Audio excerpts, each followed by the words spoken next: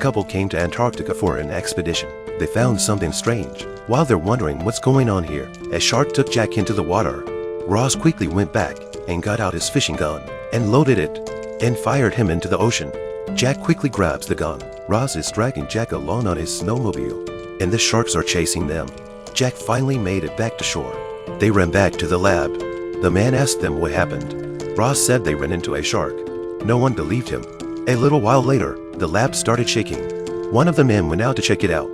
They didn't realize the shark was outside the lab, slicing through the ice with its fins. The shark is circling the lab. They tied a rope to a pole in the lab. They're trying to pull the lab by snowmobile, but it doesn't work.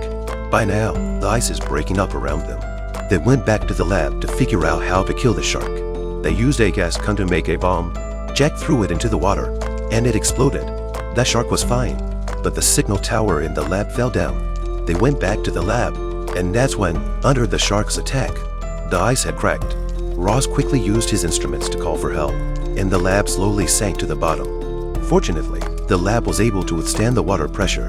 Soon the lab was at the bottom of the sea. Everyone looks out.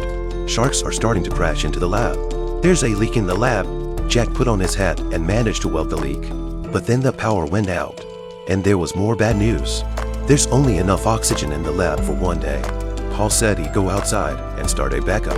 Then he put on his scuba gear and headed out. Paul went into the water.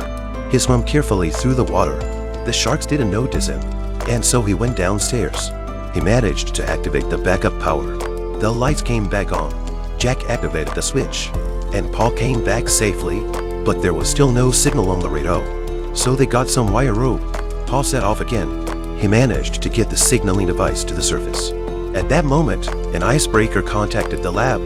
They sent a helicopter to rescue them, and it's gonna take a while for the icebreaker to get here. The helicopter found their position. He's dropping a rescue line. Paul secured the rope. Just as the helicopter pulls the lab up, the sharks started hitting the ropes, and then they found Paul. Paul was dead at the bottom of the ocean, and the helicopter crashed into the ocean.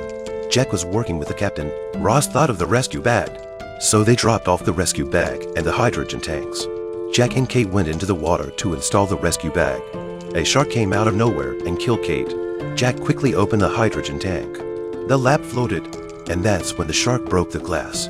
It almost killed Ross, but the shark got stuck in the glass, and the shark and the lab were lifted. The lab landed successfully, and the shark fell. The shark started attacking the people next to it.